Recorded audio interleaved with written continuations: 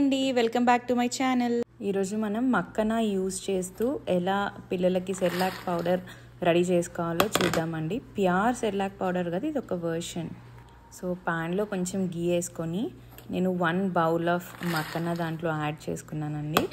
కొంచెం light brown colour వచ్చే వరకు రోస్ట్ చేసుకోవాలి. సో చెయ్యితో ఇలా అంటే మనకి ఆ సౌండ్ వచ్చే వరకు చేసుకోవాలండి.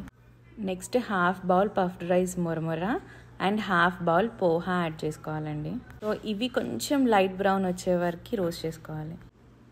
ఒక ప్యాన్లో 1 టేబుల్ స్పూన్ గీ యాడ్ చేసుకొని 1.5 table spoon cashew, 2 table spoon almond, 1 spoon peanut and 2 or 3 అంజీర్ అన్నీ గోల్డెన్ బ్రౌన్ వచ్చే వరకు రోస్ట్ చేసుకోండి.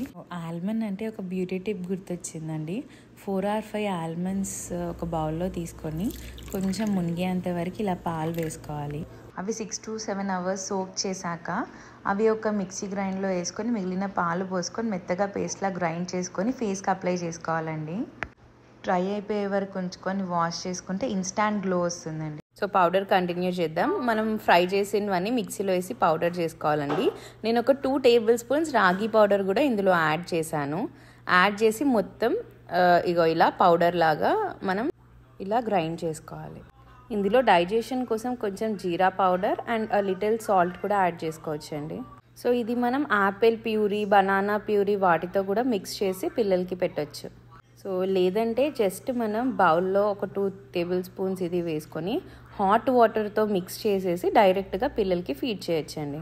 రెసిపీ అండ్ బ్యూటీ టిప్ నచ్చితే ప్లీజ్ లైక్. బై.